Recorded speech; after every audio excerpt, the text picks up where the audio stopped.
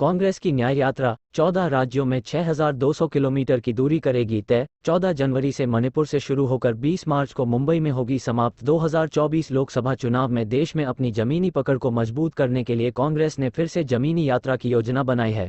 इसके तहत 14 जनवरी से कांग्रेस अपने पूर्व अध्यक्ष राहुल गांधी की अगुवाई में भारत न्याय यात्रा शुरू करने जा रही है। ये 20 मार्च तक चलेगी। पार्टी अध्यक्ष मल्लिकार्जुन खड़गे 14 जनवरी को मणिपुर की राजधानी इम्फाल से यात्रा को झंडी दिखाकर रवाना करेंगे। ये यात्रा महाराष्ट्र की राजधानी मुंबई में खत्म होगी। कांग्रेस की ओर से आयोजित यात्रा का ये दूसरा फेज कहा जा सकता है। इसे पार्टी ने भारत न्याय यात्रा नाम दिया गया है। बुधवार को कांग्रेस की संगठन महासचिव के.सी. वेणुगोपाल और जयराम रमेश ने मीडिया को दी। जयराम रमेश ने बताया कि राहुल गांधी की अगुवाई में इस यात्रा के दौरान 14 राज्यों और 85 जिलों से गुजरेगी। भारत न्याय यात्रा मणिपुर, नागालैंड, असम, मेघालय, वेस्ट बंगाल, बिहार, झारखंड, ओडिशा, छत्तीसगढ़, उत्तर प्रदेश, मध्य प्रदेश, राजस्थान, गुजरात और महाराष्ट्र से होकर गुजरेगी और 6,200 किलोमीटर की दूरी तय करेगी। यात्रा के बारे में वेणुगोपाल का कहना था कि इसके जरिए देश के लोगों के लिए आर्थिक, सामाजिक और राजनीतिक न्याय पर ध्यान केंद्रित किया जाएगा।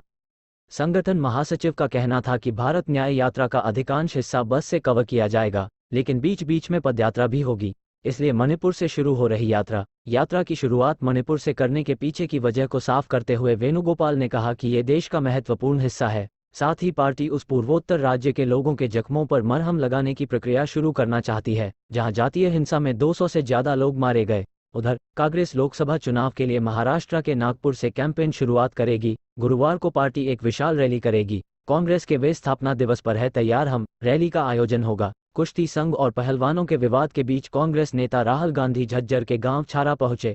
ओलंपिक खिलाड़ी बजरंग पूनिया के साथ राहुल ने मैट पर कुश्ती की और टेक्निक भी सीखी। भारत जोड़ो से ऐसे अलग है ये यात्रा। विशेष संवाददाता नई दिल्ली। कांग्रेस ने दूसरे फेज की यात्रा का बुधवार को ऐलान किया। ये भारत जोड़ो यात्रा का अगला चरण होने के बावजूद कई मायनों में उससे अलग है। यह अंतर यात्रा के स्वरूप से लेकर थीम तक में है। पहले चरण में भारत जोड़ने की बात कही गई थी, इसमें न्याय की बात है। कांग्रेस का कहना था कि भारत जोड़ो यात्रा का मुख्य मकसद देश में बढ़ रही नफरत, डर और कट्टरता के खिलाफ लड़ाई थी।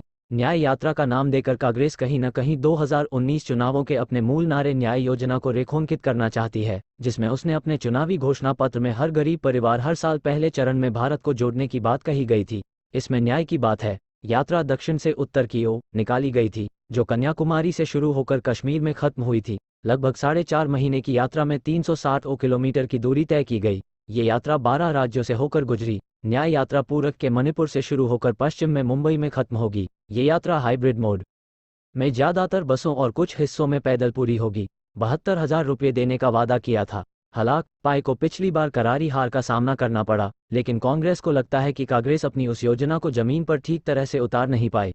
भारत जोड़ो यात्रा कांग्रेस ने 2 आम चुनावों के बीच में कुछ राज्यों के असेंबली चुनावों के मद्देनजर की थी, जबकि यह यात्रा लोकसभा चुनावों के मद्देनजर की जा रही है। कांग्रेस को लगता है कि आम चुनावों से पहले यात्रा का फायदा गठबंधन को भी होगा।